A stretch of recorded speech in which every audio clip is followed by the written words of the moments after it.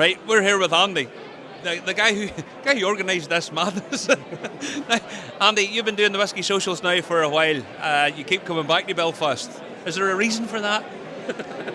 The rise of the Irish whisky market is really exciting. There's a really good crowd and there's a strong appetite from the distilleries to come and exhibit what they've got. So that's the reason.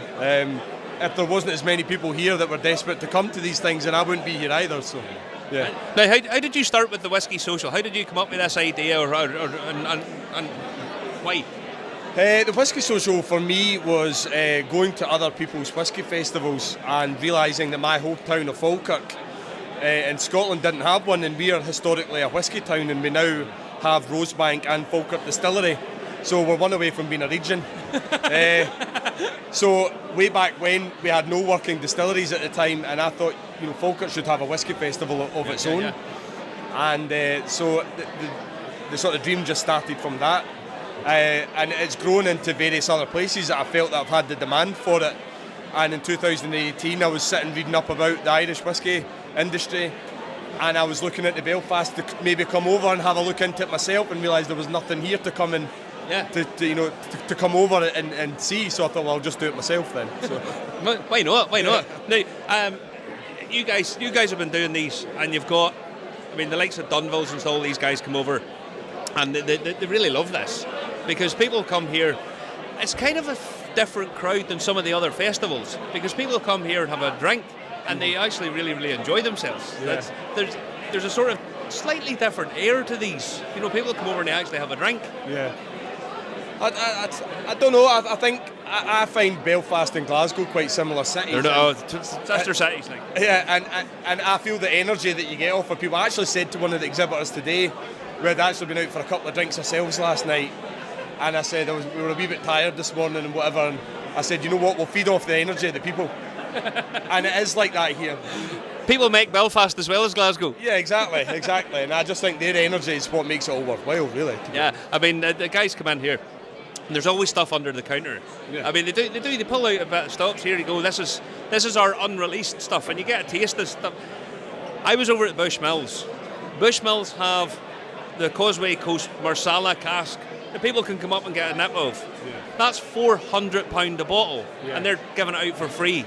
I think the Dunvilles did the masterclass in session 1, and they did a 7-dram masterclass, and each bottle was over £100. Oh yes. So the generosity there from their part on these masterclasses. But I think there's something here for everybody. I think if you're new to your sort of whisky journey, you can come in here, and there's plenty for you to sample and enjoy and learn about.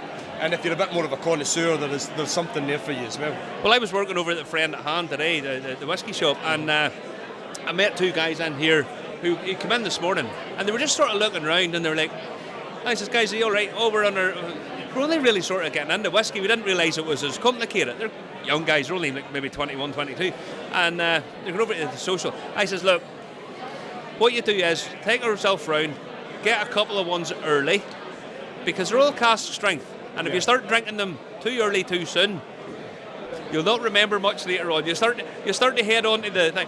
Pace yourself, get the good stuff, things that you want to target straight away, and then you'll enjoy the rest. Just enjoy it the rest of the day.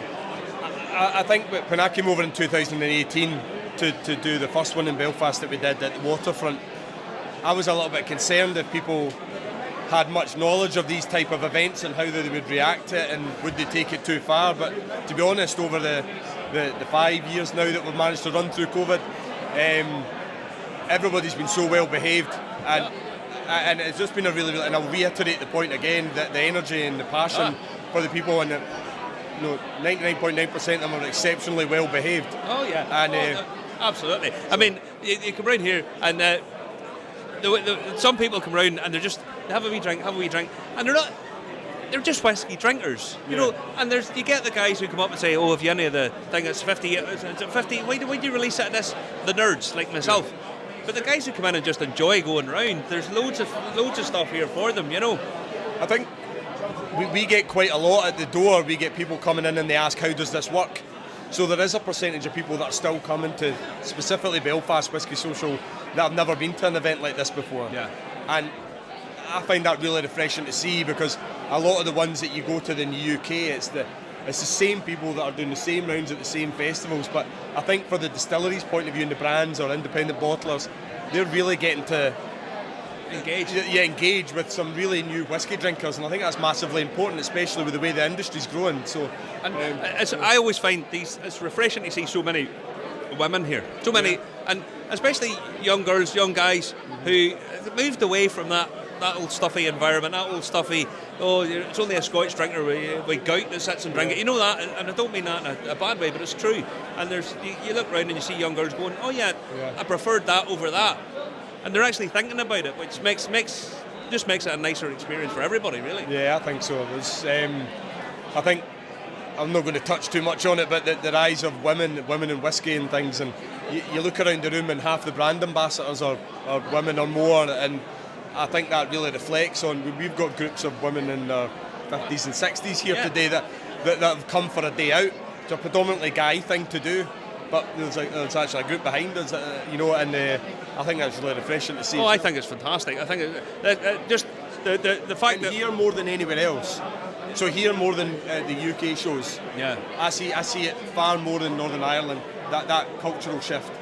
I don't know why it's the case here, but it's nice. Now, Andy, you're not allowed to drink at the minute because you're actually on the job. You're on the clock. What are you looking at? There's bound to be something that you've been wondering, have heard. Oh, they've got that in below there. What are you going to? I'm letting this one breathe. But in all seriousness, are you looking to try anything a bit special, or what have you heard that there's out about? Or I think I was actually speaking to a customer about this today. That the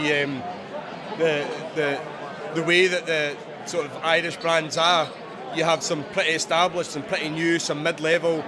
Again, you don't really get that with a lot of UK brands. You go to a market and they're all 100 years old. Aye. So I said to the guy, keep an open mind. Some have been doing this for a long, long time. Yeah. Some are very early in their journey doing it, so taste it more of where they're going to get to in 3, 4, 5, 6 years' time. He said, what's your favourite here? And I said, I wouldn't like to do that because they're all two different stages of their development. Absolutely. There's some lovely stuff here at the back of Dunville's. I've got a nice PX cask, the 13-year-old that's not released yet. So this is what's sitting in my glass. So after 8 o'clock when I'm finished, though, honest. All I will say is, you see, once I'm finished with you, hello, Jarlath. Hello, my old son. My old mugger. Yeah, what's under there? What have you got? I mean, I love the fact that the likes of Titanic, we're talking to Peter there, I was talking to Peter just off camera a little minute ago, what they've done down there, if you get a chance, have you been down to the distillery? Yeah. It's just unreal what they've done down there. And I mean, they're now distilling the first distillery back in Belfast in 100 years. Yeah. Then you come over to Dunville's, and the stuff that they're producing, the quality of it's on par with anything in the world. It really is. Round the corner, you've got the Bushmills doing the Old Faithful. And, I mean, that Marsala cask, I thought it was the best whiskey I tasted in 2021. I really did. And it's just a lovely... That's the problem when you run these things, though. I wanted to come over to a festival in 2018 and experience it all for myself. But when you're working, you don't really get to get round as much as a punter would.